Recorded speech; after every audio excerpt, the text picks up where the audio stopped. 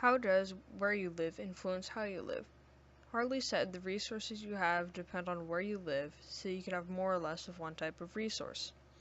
Also, the area you live in could affect your social economic status or education. If you live in a poor area, you can get a subpar education and may not be able to get good jobs. Even though people like to think they're not biased, many people judge others based on what type of neighborhood they live in, so you might lose opportunities. How does your issue affect people in your region? I said our problem is prominent in Mongolia because with over 70% of the people living in the north, all remaining business in the south is going out or is being bought by China, which is wasting lots of possible money for a rather poor country, Mongolia. There is a small population, but in Mongolia it's so concentrated at the north, some cities suffer from overcrowding. How do population trends affect your region's future in terms of your issue? Aaron said the population affects a region because diseases can spread easily and people lack from resources they need to survive, such as water and food. These affect people everywhere in large areas, which is causing awareness in those countries. Please assess the overall quality of life of people in three socioeconomic structures: upper class, middle class, lower class. Aaron said everyone is allowed to go to school and most people are educated or are in a nice private school. Even lower class citizens can go into public schools and get a proper education. This makes the literacy rate in Korea really high, and based off the info I read, I saw that 97% of people have a proper education in Korea.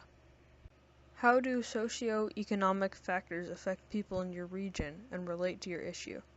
Megan said the world has a huge economic crisis in 2008. It was caused by the bursting of the U.S. housing bubble, and it caused bankruptcies, bailouts, foreclosures, and control being given away from financial institutions and national governments.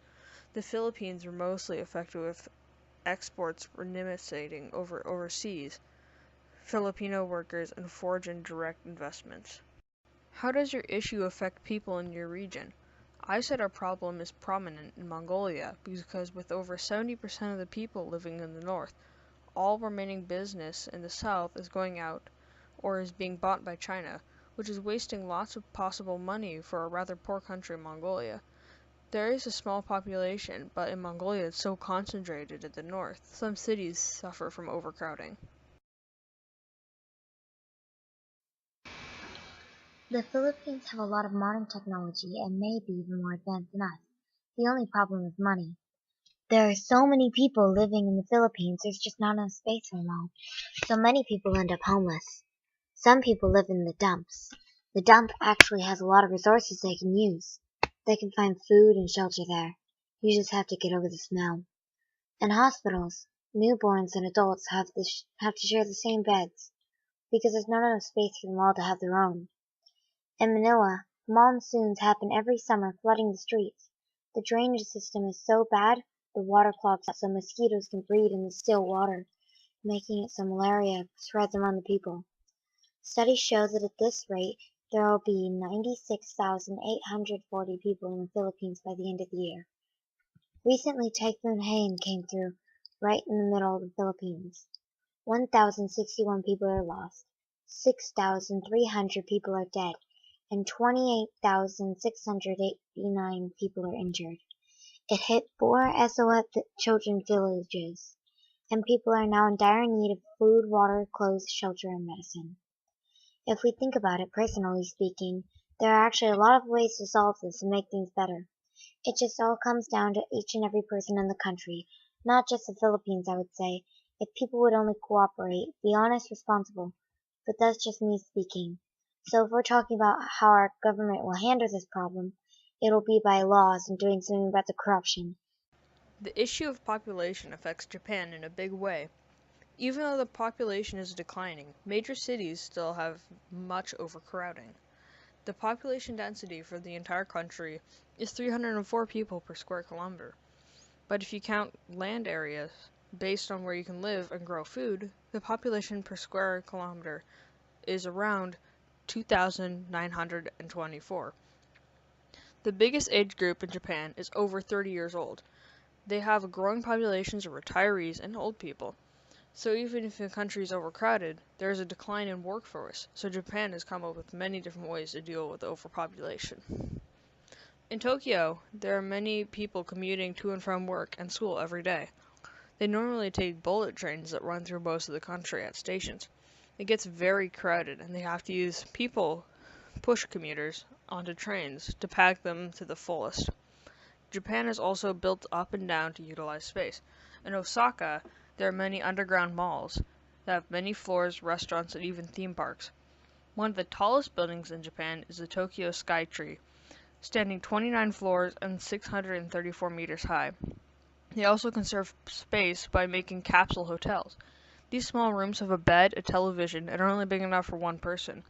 By having this small amount of room per person, they can pack many more people into hotels. Along this same idea, there is too much traffic in Tokyo to park on the streets, so they make very tall parking garages to leave your car in. You leave your car and it raises up on an elevator and puts it in a parking place. These are many ways that Japan has dealt with overpopulation, but it still remains an issue today. I did Mongolia. My map is a map of the population density in Mongolia.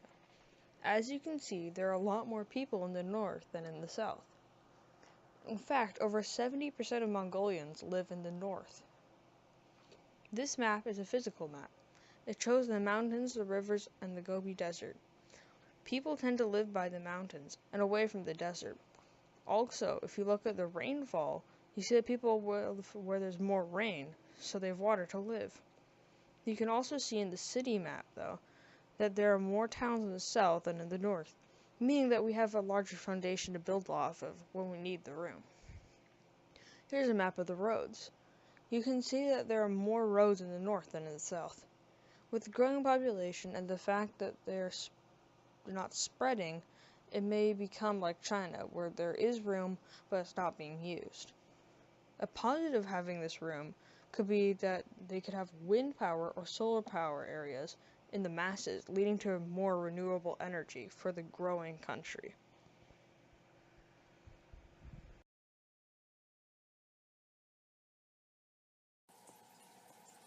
Hello, my name is Aaron Curtin. So for my country I did South Korea.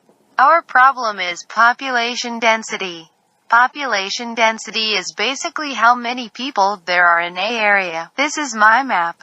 My map shows where the population is densest in the capital. As you see on my map, the population is very large by the capital and coast.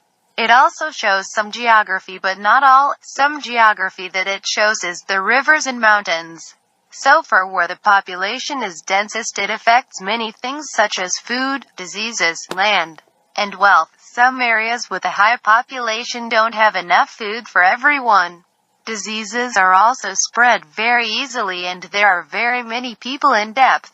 So the geography of South Korea is bumpy and has a lot of mountains, but also has some flat parts too. The parts that have a very high population are flat, so the geography of South Korea is very important. So this information could benefit people, because this could be a problem to South Korea if a big disease hits them or their problems keep on getting worse. Thank you for listening.